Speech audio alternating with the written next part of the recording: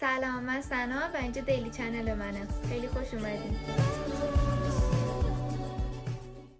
دلیل اینکه من این چنل رو زدم اینه که من خیلی حرف زدن رو دوست دارم و از اینکه روزمره رو با بقیه به اشتراک بذارم خیلی خوشم میاد. و قبل از اینکه این چنل رو بزنم یه چنل توی تلگرام داشتم، حرف میزدم اونجا و روزمره رو دقیقا باشون به اشتراک میذاشتم.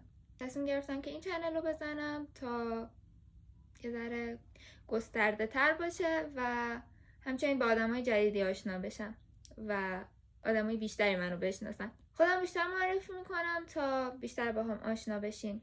همونطور که گفتم اسم من سناه، 18 سالمه و اهل تهرانم.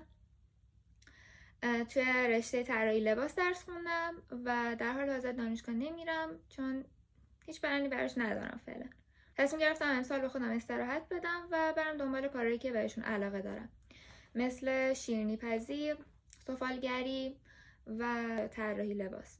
علاقه خیلی زیادی به لاین لباس عروس دارم و دوست دارم که در آینده یه برند خیلی خفنه لباس عروس داشته باشم.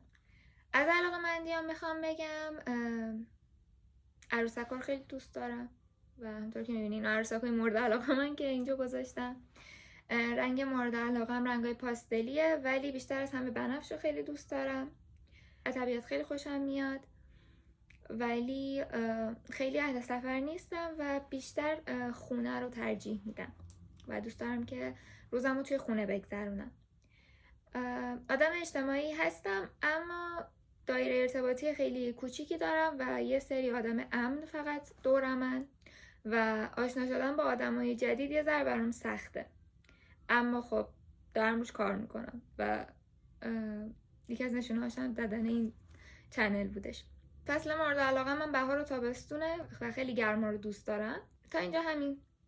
در ادامه بیشتر با من آشنا میشین و امیدوارم که کنارم بمونین و همراهیم کنین.